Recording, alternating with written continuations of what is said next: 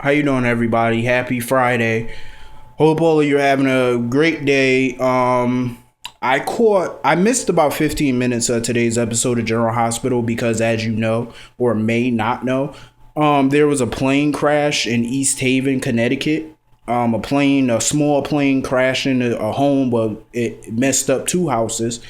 So shout outs and prayers go to the people in East Haven who may have lost a loved one or, lost their home.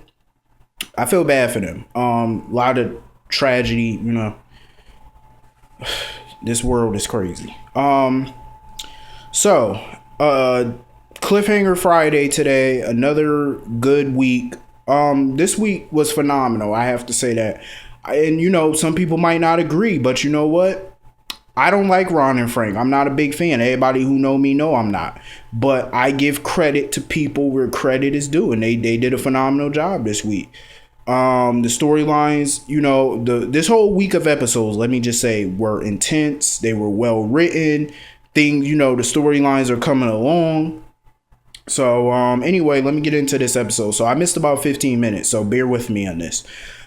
So Luke and Holly showed up at Sean Donnelly's house, and his daughter, Ann Donnelly, answered the door. Luke introduced himself, and she remembered that from what her father, she knows that Luke is responsible for Sean being in the wheelchair because Luke accidentally shot him or whatever. So she invited them in. She told them that Sean wasn't home. So Luke figured out that they should, split up or whatever, him and Holly, and try to search around the house. So Luke asked Ann could he use the bathroom? And Ann knew exactly what Holly and Luke were up to and that they were schemers and stuff like that. So they were talking, and Sean Donnelly popped up. Let me tell you something. Sean Donnelly looks so much older. I remember when the guy who plays Sean Donnelly, I remember when he played Alistair. Alistair Crane on Passions. Remember, he was the patriarch of the Crane family. He ran Crane Industries on Passions. So it was good to see him again. He looked like he aged a lot. He looked like he aged like crazy. I think he's 70 now, I think. But it was good to see Sean Donnelly again after so many years.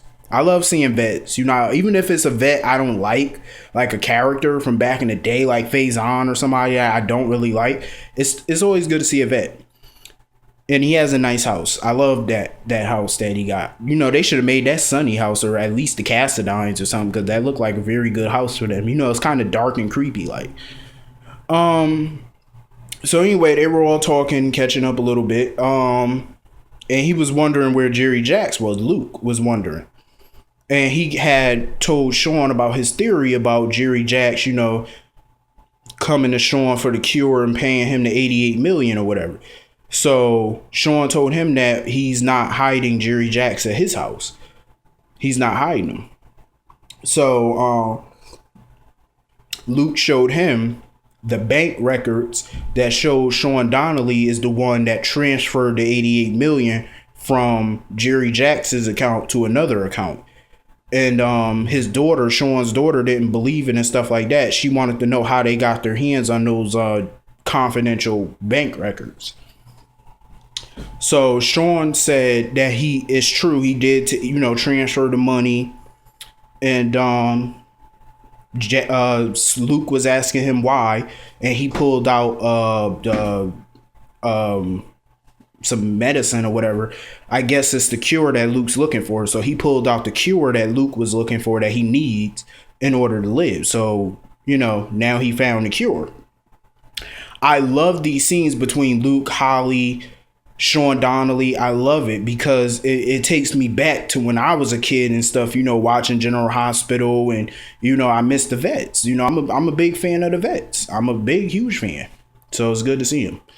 Ann Donnelly, I can't wait for her to hit Port Charles, because I'm pretty sure she's going to hit up Port Charles soon. I can't wait. I hope she links up with Michael. At this point, anybody's better for Michael and Morgan than fucking Kiki at this point, because I'm sick of this bitch.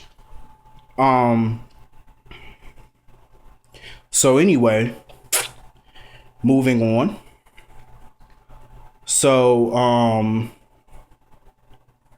Ava, she went to go see her brother Julian. She was pissed at him for publishing that story, and she felt he blew the whole thing, the whole plan and stuff, because their plan, their gambling ring and their criminal activity is getting way too big for the art gallery, because they were using the art gallery as a front for their criminal empire.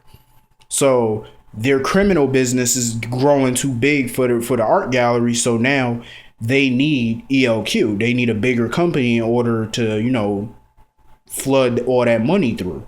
So that's the reason why they're trying to take over ELQ. So now we're getting some movement in this storyline.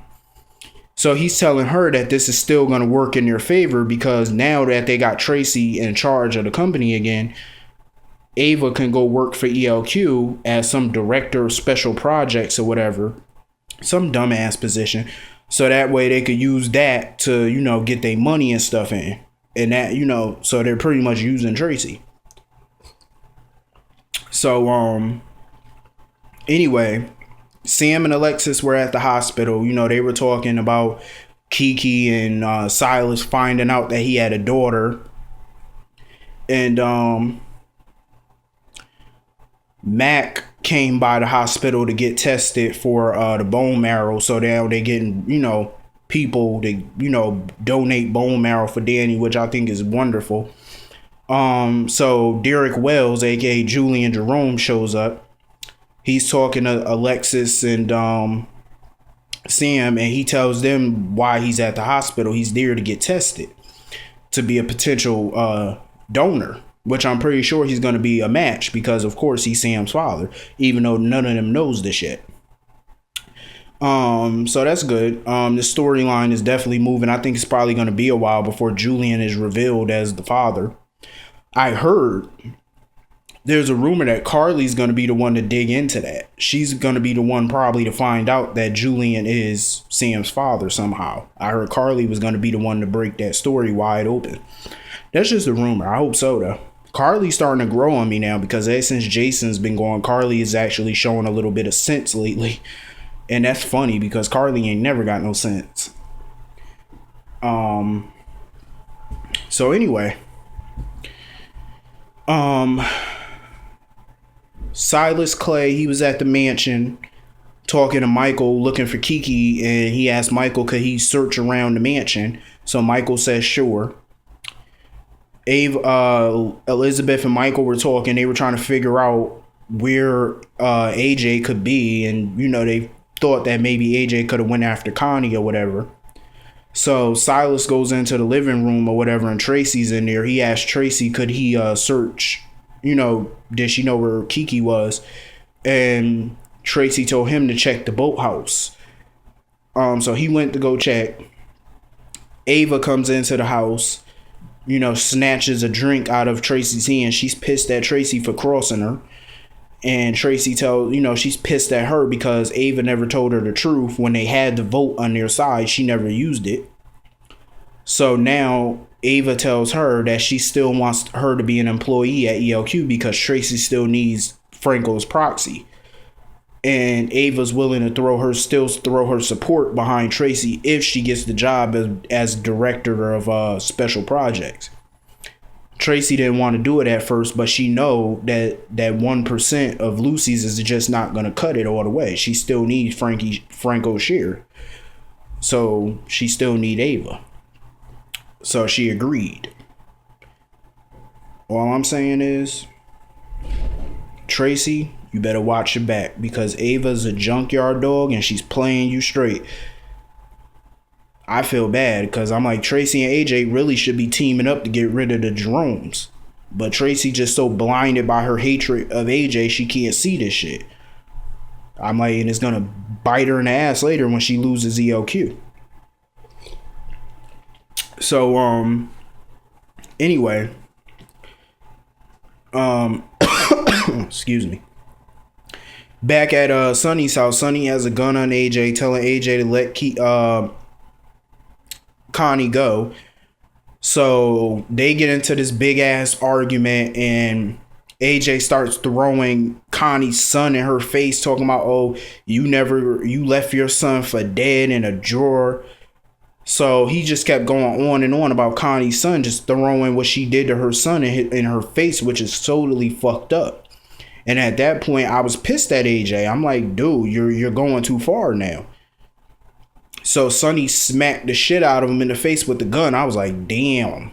He smacked the shit out of him, threw his ass out his house. I was like, wow, that was an intense scene between Sonny, AJ, and Connie. I felt bad for Connie because it's like everybody going after her for doing her fucking job. The only thing Connie's wrong for, like I kept saying, was not telling Sonny first, giving him a heads up. That's why she's wrong. But beyond that, she's just doing her job. And whoever don't see that, you're crazy. So Sonny and Connie start talking, and Sonny tells her that that Olivia was the one that talked him into answering her voicemail, listening to her voicemail. So Connie got upset about that and, trying to basically say, of course you ran it. That's what you typical Sonny, you run into Connie's arms. But Sonny tells her he went to the Metro Court to go see Carly, but Olivia was there. And Sonny tell Connie that she should be thanking Olivia. And, Connie was being snarky about it. But here's my problem with Connie on this. Connie shouldn't be mad at Olivia because what Sonny said was true. Had it not been for Olivia, he would have never listened to the voicemail, meaning AJ would have choked the hell out of you. He would have choked you to death had Sonny not got there in time. So you should be thanking Olivia. Olivia, she could have took advantage of that whole situation if she wanted to. Sonny was comparing her to Connie. He wanted to be with Olivia. Olivia could have took advantage of it. She could have got Sonny if she wanted, but she kept pushing him towards Connie. So Connie, you should not be mad at Olivia. You should be thanking her. She showed true loyalty to you. And that's why I like Olivia. She's loyal. She ain't no backstabbing bitch. She's loyal. She could have used this whole thing to her advantage, but she didn't do it. And I respect the hell out of her for it. So, Sonny and Connie, and it is typical Sonny. Like, he just, I hated how he just kept on comparing Connie to Olivia. Talking about, oh, you would have never ran your mouth. You would have never, broke my trust. You would have kept the secret. Oh, Sonny, shut the hell up. You just wanted any excuse so you could go hook up with another bitch. That's all you wanted. Any excuse. Because that's typical Sonny. So anyway, they get into this big ass argument. They keep arguing about what's going on with Morgan, Michael, and Kiki. And, Sonny's pissed off and stuff like that. Connie's pissed now. So she leaves the house. Sonny wrong. Point blank, Sonny's wrong. And he's wrong in what he's doing, because I agree with Connie to a certain extent. Like, he is overcompensating by keeping his secret from Morgan. He's just doing the shit out of guilt. That's what he's doing, because he didn't spend a whole lot of time with Morgan like he should have. So he's blaming himself, and he's trying to fix the problem by showing Morgan that Morgan can trust him and that he loves Morgan equally as Michael. That's what it is. So anyway, AJ gets to the hospital. Michael and Elizabeth are there. Elizabeth's treating his cut. AJ keeps on trying to play the victim. Keeps running his fucking mouth. But of course, he never told Elizabeth and Michael how he strangled Connie. Because Elizabeth talking about something she don't want to know what happened or whatever at Sonny house and stuff like that. Is AJ talking about, oh, I wish I was armed. Because if I was armed, Connie would be dead, or he would have killed Connie or whatever. I'm like, Elizabeth, really? This is the man that you want to be with? He strangled a woman, but did he tell you that he strangled her? No, he didn't. I don't condone abuse on women. I don't condone that shit. And what he did was crossing a fucking line. And some people talking about Connie deserved that shit. No woman deserves to be choked or smacked or punched or kicked by any motherfucking man. Nobody deserved that. No female deserved that. And whoever would even say some shit like that, you're fucked up and you're vile. Because I don't believe in no bullshit like that. I don't care what story she published. It was her fucking job to publish it. Any other media, newspaper, any other media outlet, if they had that story and the truth, they would have published it too. You can't kill every fucking paparazzi or every media outlet out there that posts a story or a picture about you. You can't do that. because that it's called freedom of the press, freedom of speech. They're in their right to do that. Connie was wrong, maybe how she went about it, but you know what? It's her job. Can't get mad at that. And for him to try to choke her and threaten her life, that shows what kind of man he is. Let me tell you something about AJ.